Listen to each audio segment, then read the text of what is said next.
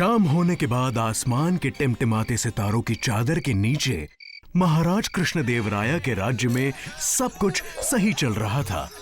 मेरा मतलब है अब तक। राजगुरु जी। हालांकि महाराज बड़े गौर से आदरणीय और अपने भरोसेमंद सलाहकार विजयनगरा के राजगुरु की बात सुन रहे थे, लेकिन ये साफ नजर आ रहा था कि वो एक बार फिर तेनालीरामन के मजाक का शिकार बने थे। मैं बेकसूर हूँ महाराज। इसके पीछे तुम्हारा हाथ है, क्यों है ना रामन? कान खोलकर सुन लो मनोरंजक, तुम इस तरह से आओ। खुशबूदार मजेदार, खुशबूदार मजेदार, बढ़िया खुशबू वाले गुरुजी।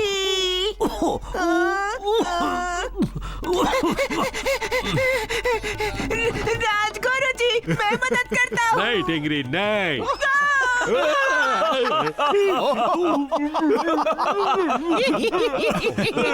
बेचारे, तुम ऐसे नहीं सुधरोगे टिंगरी, अभी सबक सिखाता हूँ। रुक जाओ। तुम उन्हें क्यों छेड़ते हो रामन? क्यों छेड़ते रहते हो?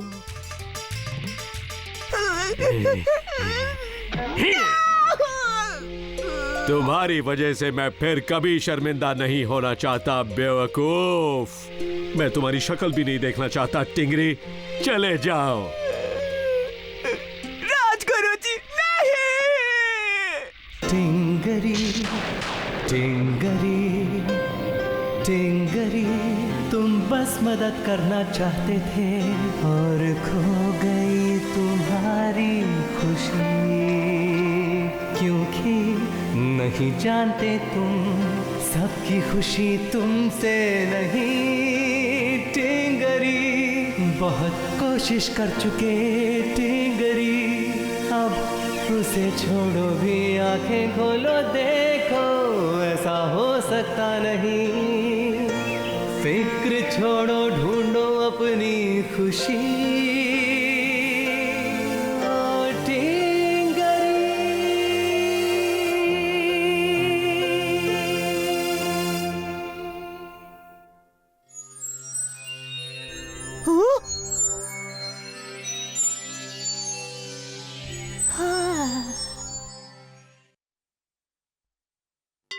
तो फिर मैंने शहंशाह से कहा कि सोच लीजिए, क्योंकि आपकी पत्नी के 5 पति होंगे।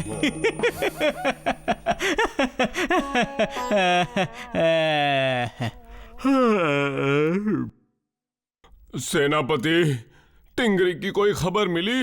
माफ कीजिए महाराज, हमने उसे हर जगह ढूंढा, लेकिन मेरा छोटा प्यारा प्यारा टिंगरी।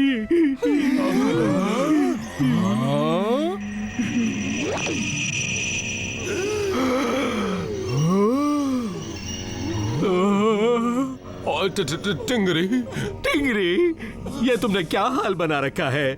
मैं नाराज हुआ तो क्या हुआ, मेरा तुम पर इतना भी हक नहीं। मैं और महाराज सारी रात से रात देख रहे हैं, हमें कितनी चिंता थी। सही कहा ना महाराज? चुप हो जाओ तुच्छ इंसान। ये शरीर टिंगरी का हुआ करता था, लेकिन अब नहीं। इसमें कोई और रहता है। बाप रे, कौन रहता है? मैं प्राचीन दुनिया से हूँ। हजारों साल से मैं और मेरे जैसे कई गहरी नींद में थे, लेकिन अब हम जाग गए हैं। क्या ये किसी तरह का मजाक है? क्या इसके पीछे भी तुम ही हो रामन? मेरा विश्वास कीजिए महाराज, मैं नहीं जानता ये सब क्या है।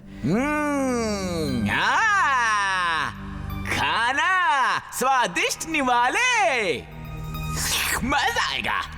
विजयनगरा का पकवान। ओह, अब समझा। हाँ, विजयनगरा में बहुत ही स्वादिष्ट खाना बनता है। सही कहा ना रामन? मुझे खाने में पसंद है बढ़िया गोभी मसाला, साथ में नींबू का अचार और स्वादिष्ट भुना हुआ मुर्गा। नादान, ना समझ राजा, तुम गलत समझ रहे हो। महाराज कृष्णदेव राया, तुम सब मेरा खाना बनने वाले हो। वो सबको खाएगा? शुरुआत करूंगा इस मोटे से। अरे नहीं, मुझे छोड़ दो। रहम करो टिंगरी, अपने मालिक पर रहम करके छोड़ दो। मैं बिल्कुल भी स्वादिष्ट नहीं हूँ टिंगरी, मुझे मत खाना, मत खाना।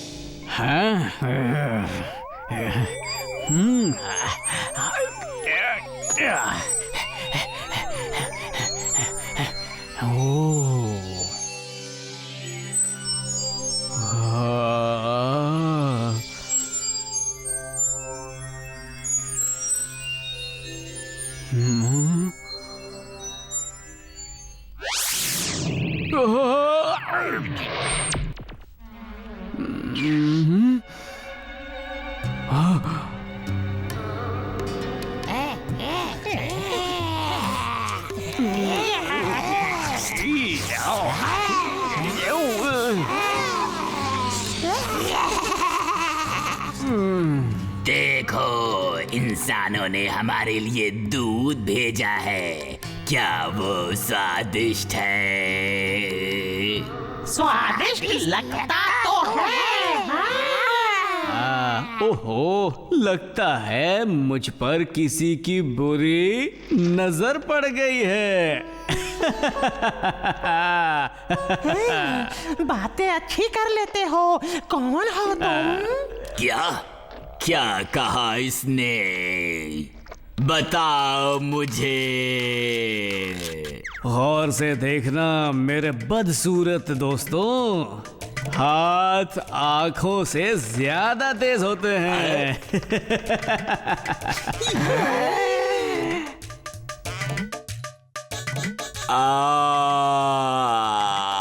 हाथ आंखों से ज्यादा तेज होते हैं।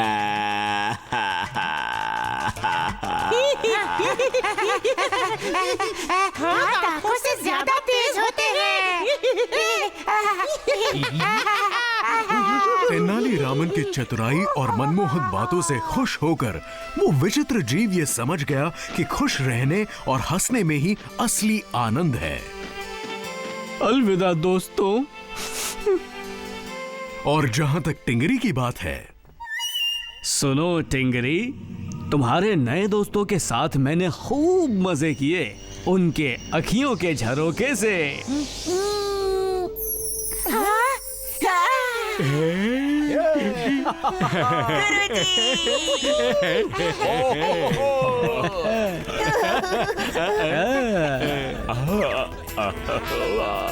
टिंगरी के नए दोस्त ने फैसला किया कि विजयनगरा में रुककर उनके राज्य को भी वैसा ही हंसी का तोहफा दे जैसा तेनाली ने दिया था। फिर मैंने कहा, सुनो, आंखें लड़ती है पर लड़ाई नहीं करती, नजरें मिलती हैं फिर भी किसी को नहीं छूती।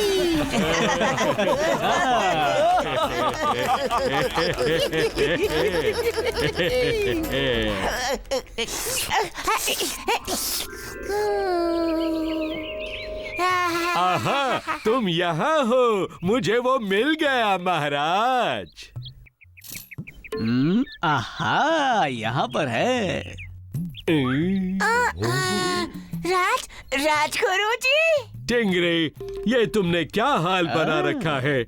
मुझे जल्दी बताओ, क्या हम तुम पर नाराज भी नहीं हो सकते? सुधर जाओ, पहले तो उस मनोरंजक के मजाक सहो और फिर तुम्हारे करतब देखो। तुम खुशकिस्मत हो कि मैं तुम्हें क्षमा कर रहा हूँ टिंगरी, बहुत खुश। आपको देखकर बड़ी खुशी हुई। सत्यानाश बेवकूफ, पूरा गीला हो गया।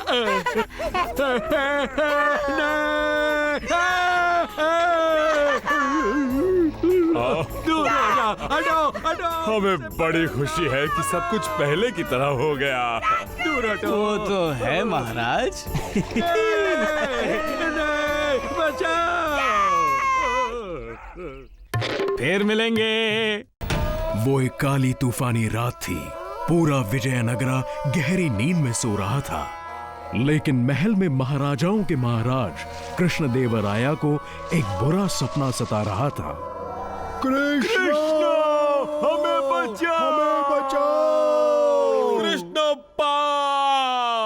उसकी अगली सुबह कल मैंने बुरा सपना देखा मेरे पूर्वजों के बारे में। वो बड़ी मुसीबत में है। राजगुरु, मुझे ये बताइए कि मैं मेरे गुजरे हुए पूर्वजों के हाल के बारे में कैसे जान सकता हूँ? महाराज, मैं एक सन्यासी को जानता हूँ। उसे सिद्धि प्राप्त है। वो अपनी शक्ति का प्रयोग करके स्वर्ग लोक गए लोगों के पास किसी को उनका हालचाल पूछने भेज सकता है। कमाल है। मैं उस सन्यासी से मिलना चाहता हूँ। अभी लीजिए महाराज। तुम सब समझ गए ना? बिल्कुल राजगुरु जी।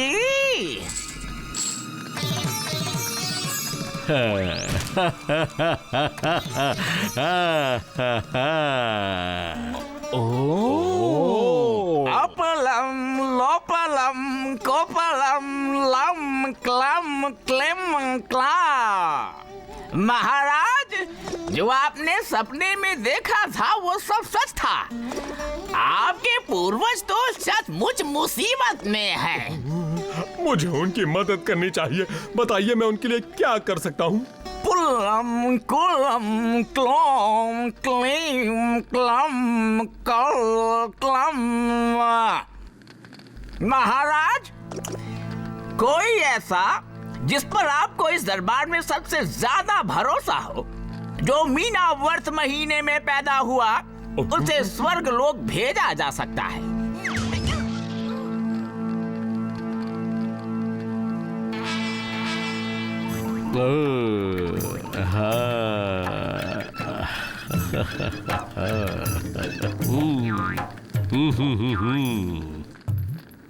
महाराज, यहाँ सिर्फ एक ही व्यक्ति है जो मीन राशि में पैदा हुआ है, और वो व्यक्ति है तेनालीरामन। मैं? तेनाली, तुम्हें जाना होगा और मेरे पूर्वजों का हाल जानना होगा। पर अच्छा, तो ये बताइए कि अब आप तेनाली को स्वर्ग लोक कैसे पहुंचाएंगे? महाराज, ये तो बड़ा आसान है। आपको लकड़ियों की सेज पर तेनाली को बैठाना होगा और उसमें आग लगानी होगी। महाराज तेनाली से कहिए कि वो ना डरे, उसे बिल्कुल भी तकलीफ नहीं होगी। सुना तुमने तेनाली? तुम तो गए मनोरंजक। मैं कुछ कहूँ महाराज? मैं स्वर्गलोक जाने को तैयार हूँ, लेकिन कृपया मुझे सिर्फ 2 दिन के लिए अपने गांव जाने की अनुमति दी जाए, ताकि मैं रिश्तेदारों को अलविदा कह सकूं। रामन, तुम्हें अनुमति दी जाती है। धन्यवाद महाराज। लेकिन महाराज, आहा, 2 दिन बाद सारी तैयारियां हो चुकी थी। तेनाली की जय हो! तेनाली अमर रहे!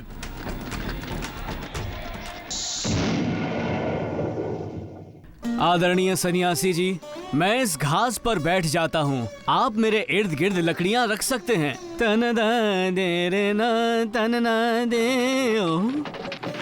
जाओ मनोरंजक, जाओ और मेरे पूर्वजों का शुभ समाचार लेकर आओ। तेनाली, महाराज को निराश मत करना, जल्द लौट आना।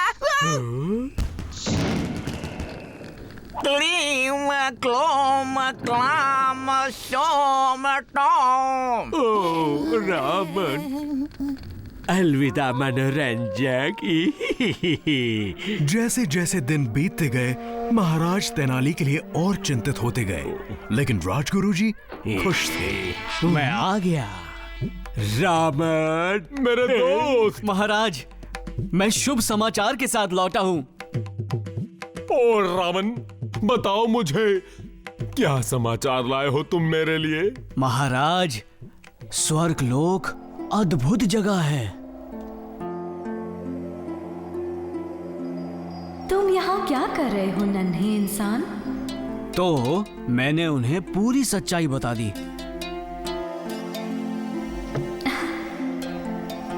माफ करना, तुम्हारे महाराज के पूर्वज यहाँ नहीं यमलोक में हैं, यमराज के पास। ये तुम क्या कह रहे हो रामन? तुम्हारा मतलब? हाँ महाराज, वो सब के सब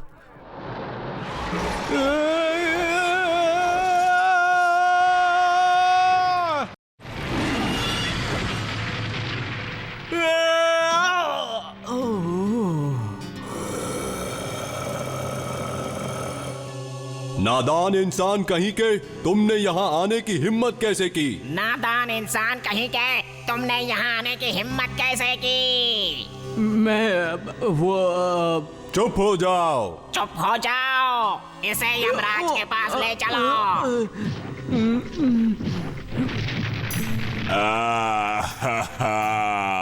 बेशरम लोगों, तुमने मेरी भैंस को तकलीफ पहुंचाई, अब मैं तुम्हें पहुंचाऊंगा।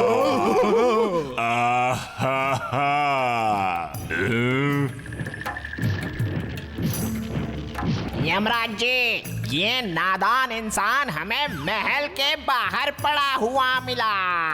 क्या एक इंसान मेरी दुनिया में पड़ा मिला? सच सच बताओ वरना तुम्हारी खैर नहीं। मैं अपने महाराज के पूर्वजों का हाल जानने के लिए आया हूँ यमराज जी, और मैं उन्हें इस हालत से छुटकारा दिलाना चाहता हूँ। तुम इन बेशर्मों को छुटकारा दिलाना चाहते हो? जानते हो इन्होंने मेरी भैंस के साथ क्या किया? इन्होंने आपकी भैंस के साथ क्या किया यमराज जी?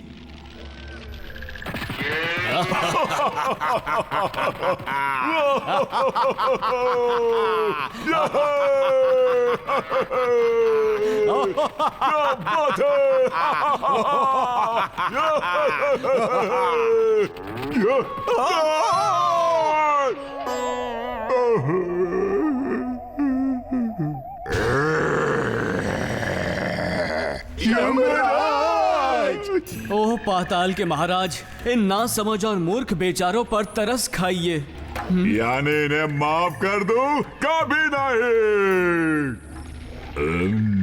एक शर्त पर कर सकता हूँ। कैसी शर्त? कैसी शर्त? कैसी शर्त? नहीं। जी महाराज, अगर एक बुद्धिमान ब्राह्मण शाही भैंसों को दंड के तौर पर 646 दिनों तक ईमानदारी से पालन पोषण करेगा, तो फिर यमराज जी आपके पूर्वजों को माफ कर देंगे, वरना क्या? आपको भी यमराज से कोई बचा नहीं पाएगा महाराज। एक बुद्धिमान ब्राह्मण? कौन हो सकता है वो? सबसे दयालु, सबसे ज्ञानी, सबसे ईमानदार और भरोसेमंद टिंगरी नहीं। राजगुरु जी। राजगुरु जी की जय! राजगुरु जी की जय! ओ आदरणीय राजगुरु, इस काम के लिए राजी होकर आपने मुझे और मेरे पूर्वजों को बचा ही लिया। मैं महाराज कृष्ण देवराया घोषित करता हूँ कि शाही भैंसों की देखरेख का जिम्मा राजगुरु का होगा। कितने दिनों के लिए रामन? 646 दिनों तक महाराज, ना एक दिन ज्यादा ना एक दिन कम। सत्यानाश। राजगुरु जी की जय!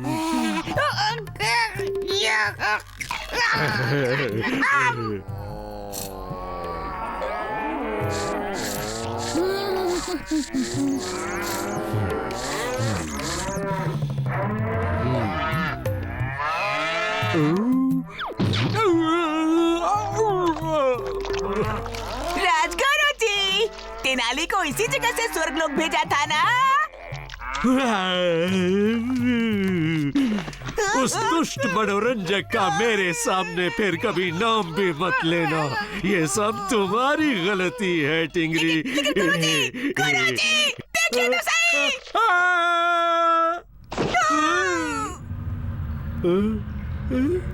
मैं जानता था वो चालाक मनोरंजक इस पुरानी सुरंग से बच निकला होगा। मेरे पूर्वज, धन्यवाद रामन, अब उन्हें मुक्ति मिल जाएगी। फिर मिलेंगे।